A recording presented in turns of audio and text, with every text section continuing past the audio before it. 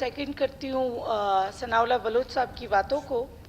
जैसे कि उन्होंने बिल्कुल वो जो इंडेक्स था जब से हमारे साथ यानी 70 या 75 साल की हम ज़ाहिर है इस वक्त वो जो गैप्स हैं, जो निटी ग्रिटीज़ हमारे साथ जो नाइंसाफ़ियाँ हुई हैं,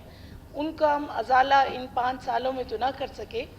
लेकिन जो फैक्ट्स और फिगर्स उन्होंने बात की, एनएफसी अवार्ड के पस मंज़र पे बात की, और जितना हमें यानी एनएफसी अवार्ड में जितने शेयर्स हमें मिले परसेंटेजेस के हवाले से,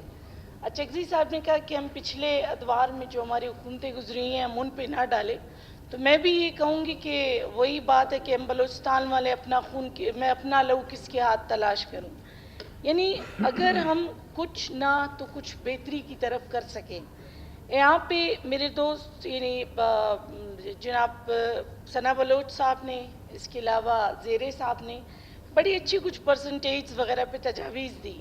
और एज़ अपोजिशन हमने नहीं, वो हमारे तजावीज़ तहफ़्फ़ुज़ात थे जो आगे चलकर हमारे फाइनेंस मिनिस्टर या इनके साथ जो भी लोग होंगे एटलीस्ट वो इस चीज़ को यानी वहाँ पे एनकाउंटर करने के फेडरल लेवल पे बड़े यानी हमारे अच्छे बाबू बैठे हुए हैं जो हमेशा से जो चीज़ें और जो प्रैक्टिसेस करते आ रहे हैं, लेकिन हमारे पास जब तक फैक्ट्स फिगर्स और ऑथेंटिक चीज़ें नहीं होंगी, हम उनको प्रेजेंट ना करें, तब तक वो चीज़ें प्रैक्टिकल नहीं होंगी।